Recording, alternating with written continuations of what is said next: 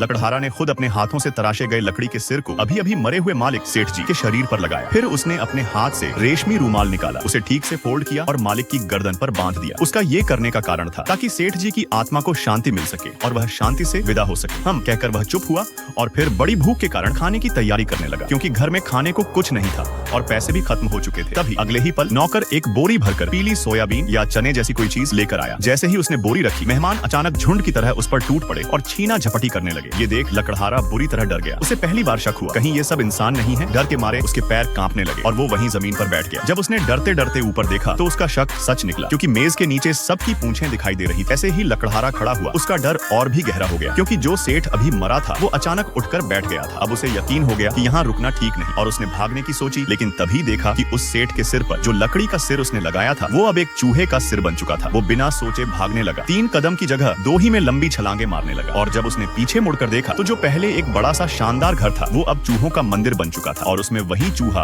सेठ ऊंचे आसन पर बैठा था। लकड़हारा डरकर अपने घर की ओर भागा, लेकिन वहां पहुंचते ही उसने देखा चावल के डिब्बे या अनाज के मटके के पास एक चूहा घूम रहा था और यह वही चूहा था जिसके सिर को उसने तराश कर सेठ की गर्दन पर लगाया था, क्योंकि उस चूहे की गर्दन पर वही रेशमी रूमाल अब भी बंधा हुआ था। अभी वह कुछ समझ पाता कि तभी दाई बच्चा जनवाने वाली महिला चिल्लाई, बधाई हो, तुम्हारी पत्नी ने एक मोटा ताजा बेटा जना है। अब लकड़हारा का डर एक बड़ी खुशी में बदल गया और जब उसने फिर से पीछे मुड़कर उस चूहे को देखा तो चूहा वहां से गायब हो चुका था। उसकी जगह अब चावल के डिब्बे में सोने के सिक्कों से भरा खजाना था। तभी लकड़हारे को समझ आया कि वो चूहा दरअसल उसका उपकार चुकाने